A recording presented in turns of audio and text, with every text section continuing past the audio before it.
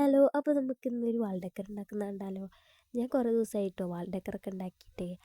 അപ്പോൾ ഇന്ന് വിചാരിച്ചൊരു വാൾ ഡെക്കറൊക്കെ ഉണ്ടാക്കാമെന്ന്. അതിന് വേണ്ടിയിട്ട് ഒരു കാർഡ്ബോർഡ് ഹാർട്ട് ഷേപ്പിൽ കട്ട് ചെയ്തതിന് ശേഷം വേറൊരു പേപ്പർ എടുത്തിട്ട് ഒന്ന് സ്ക്രോൾ ചെയ്ത് കൊടുക്കുക. അങ്ങനെ ഒരു 3-4 പേപ്പർ സ്ക്രോൾ ചെയ്തെടുക്കുക.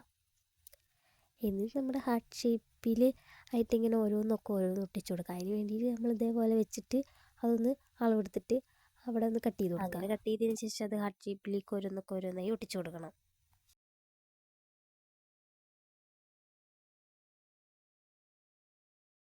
അപ്പം നമ്മുടെ ഒട്ടിക്കൽ പരിപാടി കഴിഞ്ഞു. ഇനി നമുക്ക് ഇതിന് കുറച്ച് പെയിൻ്റ് ഒക്കെ കൊടുത്തൊന്ന് കളറാക്കാം. ഞാനിവിടെ ഒരു മഞ്ഞ കളർ പെയിൻ്റാണ് അടിച്ചു കൊടുക്കുന്നത്. അത് മൊത്തത്തിൽ മഞ്ഞ കളർ അടിക്കണം എന്നാണ് വിചാരിച്ചത്. അതൊരു സൈഡ് തന്നെ പെയിൻറ്റ് കൊടുത്തപ്പോൾ എനിക്കൊരു പ്രത്യേക ഭംഗി തോന്നി.